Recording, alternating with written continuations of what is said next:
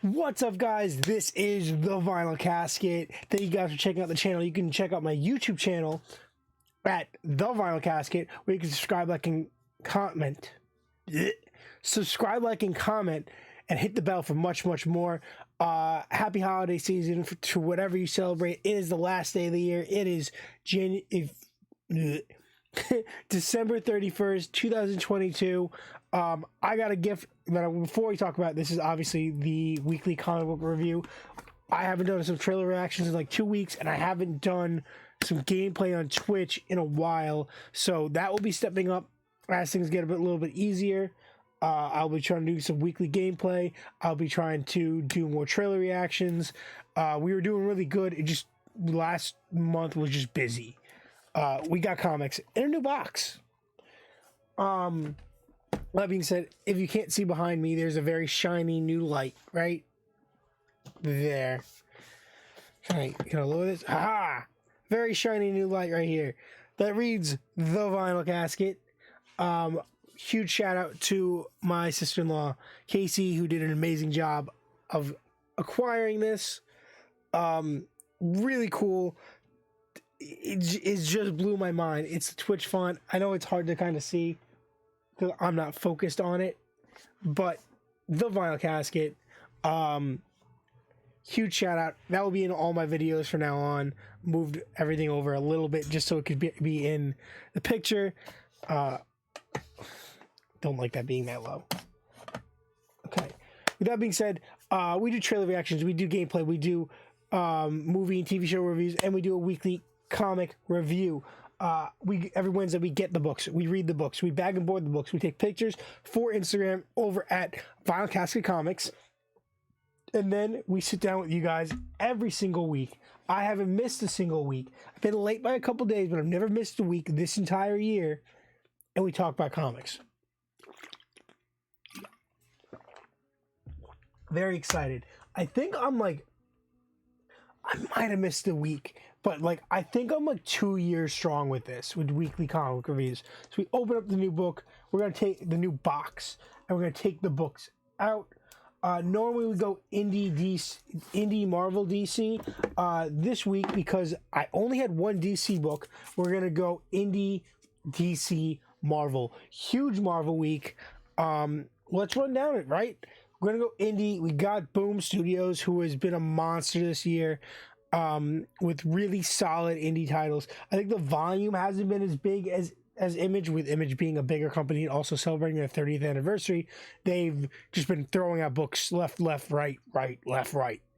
Boom has been a little bit more narrow with what they're throwing out, but it's all been hits, right? So we're going to start off with a one-shot from the Something is Killing the Children universe, which now includes Something's Killing the Children, House of Slaughter, and we also had Road to House of Slaughter, or we had a comic book day exclusive. We got Book of Slaughter. This is a one-shot by Tinian.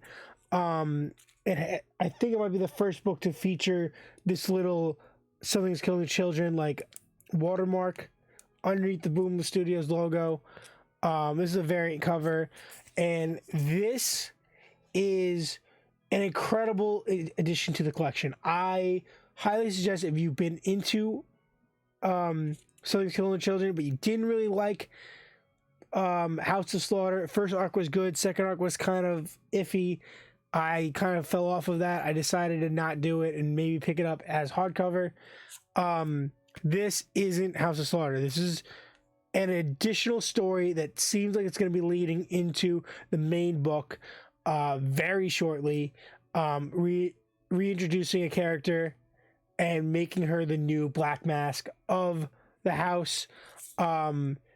It gives you this whole lead into why, how, research that this character does. Then in the middle of the book, she opens up a book and you get to see all these documents and information about the Order that flush out this universe like we've never been. All the questions that we have been wondering, right? We've been wondering this stuff for such a long time. What does this mean? What do the masks do? We're getting slight hints. This broke down every mask. Masks we didn't know existed. Emerald, Silver, Violet, the who leads the whole order, the Dragon Knight or whatever it was, and who's the dragon, and that there were dragons, and how there's different ways to become each mask, and how each mask leads to each other, and the whole explanation of like the history of how it founded and everything like that. It was an awesome issue because of that information, and the story was solid too in between that information, because then it follows up with her agreeing and going for it. Really cool. I can't wait to see this introduced into the main title, and I'm so happy to now have all that information that I've been wondering for over a year now. What's going on? We rate them 1 out of 10. This is an easy 9, I believe, because of the information it provides for the series. Moving on to DC, we have one book. It is issue 2 of Blue Beetle Graduation Day. This is the cardstock cover. Really cool cover. I think the art in this was awesome. Who was it? It was Gutierrez.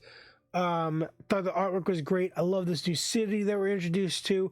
I love the involvement of Blue Beetle and references to he's Blue Beetle, showing Ted Kord, the other Blue Beetle, and referencing Booster Gold, and the outcome of their miniseries that happened. Very excited to see this. Super pumped that this is happening. I believe that this was originally in that contest. There was a contest and this didn't win. Something else won, and this is still came out. Really good second issue. I think the plot's good. I don't agree with some of the decisions they made. I wouldn't have made them, but I'm not the writer. I still acknowledge that it was pretty solid. We're going to give this a 7 out of 10. Moving on to the giant stack of Marvel books I have for you guys this week. This is all Marvel. This is normally most of my stack.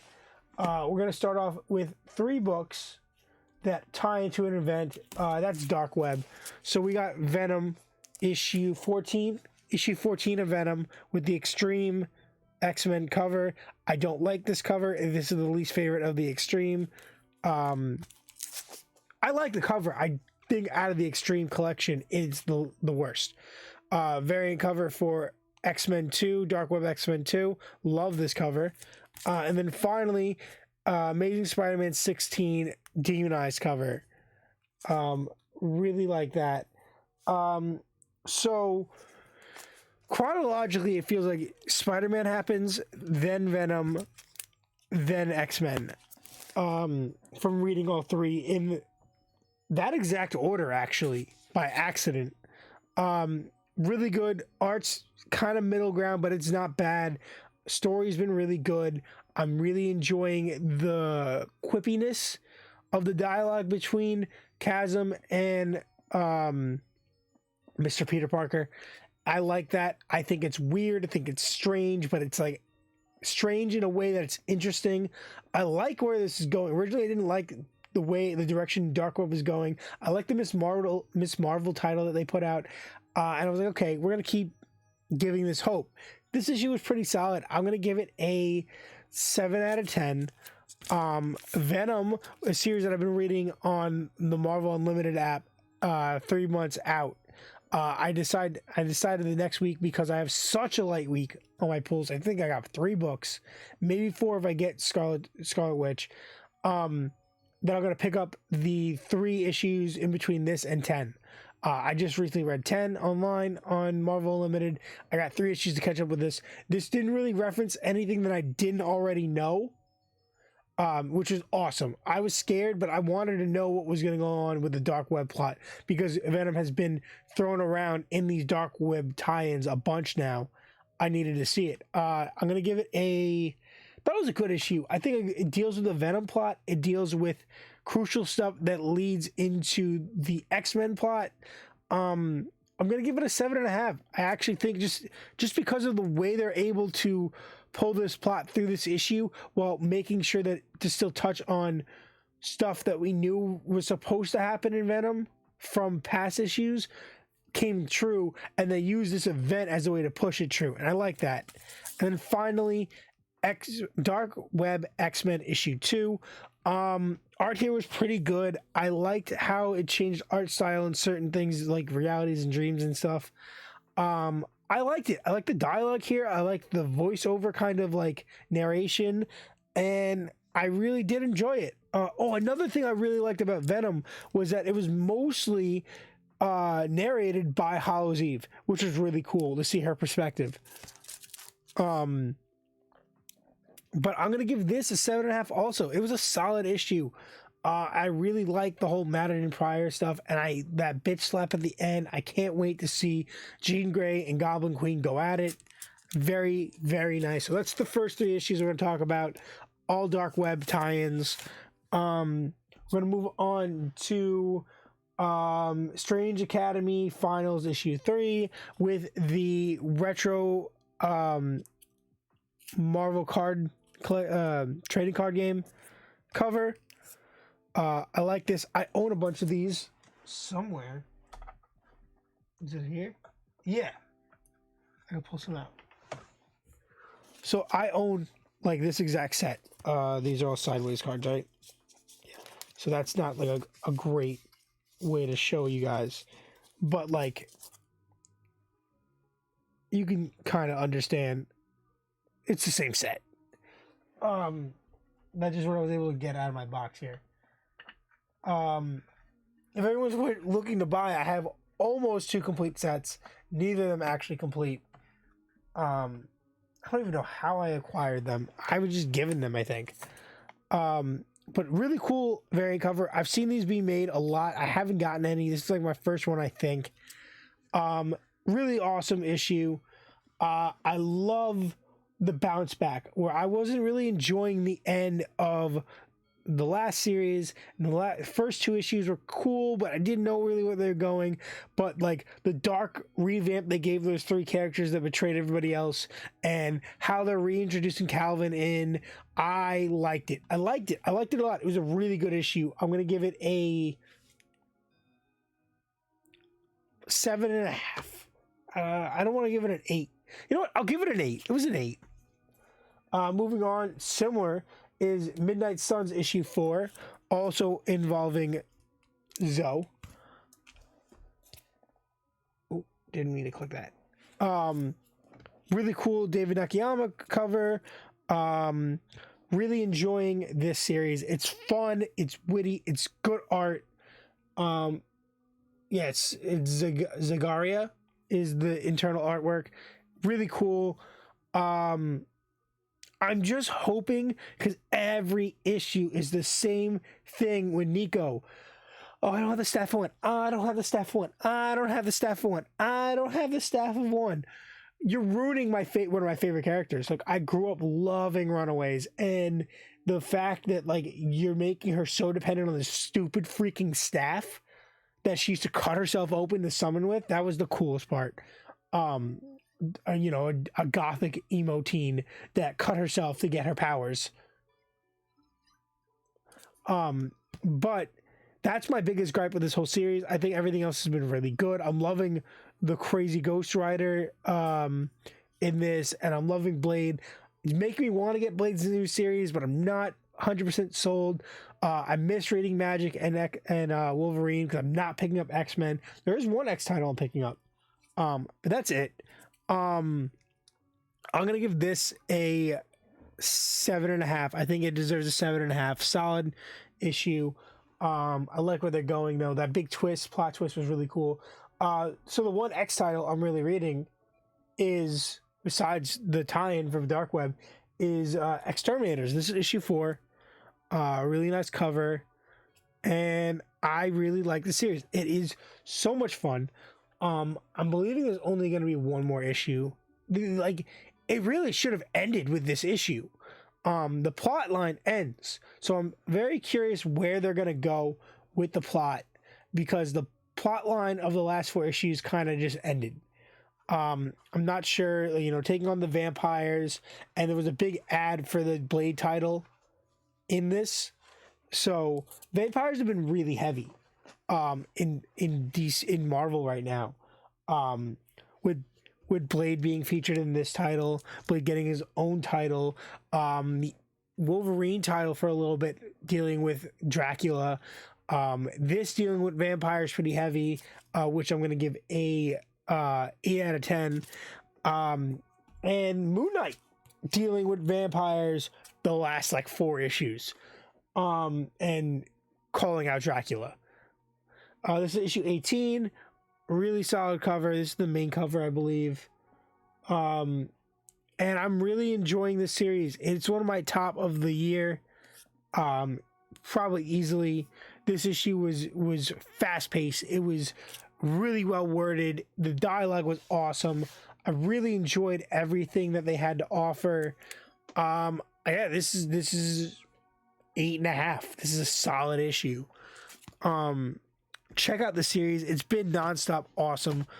And finally, we have issue 9 of She-Hulk by Rainbow Rowell, who is an amazing writer that needs more credit. Check out her novels. Check out her fantasy, like young adult novels, and her Runaways run. This is really, really sick. I really enjoy this. I'm really enjoying this. And this issue had a lot of action. Like the last issue was really a bunch of backstory and lead in. This issue was like slam fist to the face. She did a huge fourth wall break, which was really, really cool. And made me very happy. This is an 8 out of 10. 8.5. 8.5 out of 10. This is a solid book. This is a solid series. I really loved it. I'm really loving it. I'm so happy that it's 9 issues in and no sign of stopping. If you guys don't know, we do my top 5 now because we don't do the weekly roundup with Manny and Carlos anymore. So let me quickly get my top 5 books together. It's like basically just straight up Marvel and one indie, because DC didn't put out anything that I was caring about besides the book I'm already reading. Yeah, right. That's 4. 1, 2, 3, 4. Well, that's difficult. We'll go with this. Okay.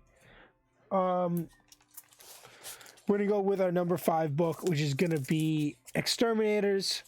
We're gonna do our number 4 book, which is Strange Academy. We're gonna do our number 3 book, which is Book of Slaughter, because of the background. And then 1 and 2 is hard for me because obviously,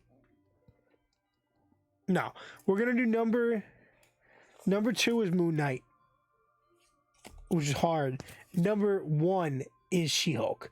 That fourth wall break blew my mind. The artwork has been incredible.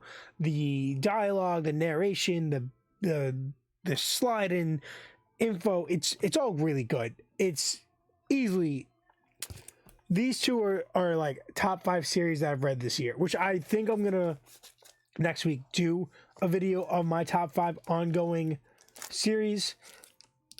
Look forward to see these two.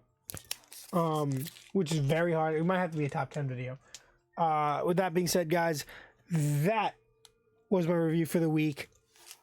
Oh, don't know what just happened there.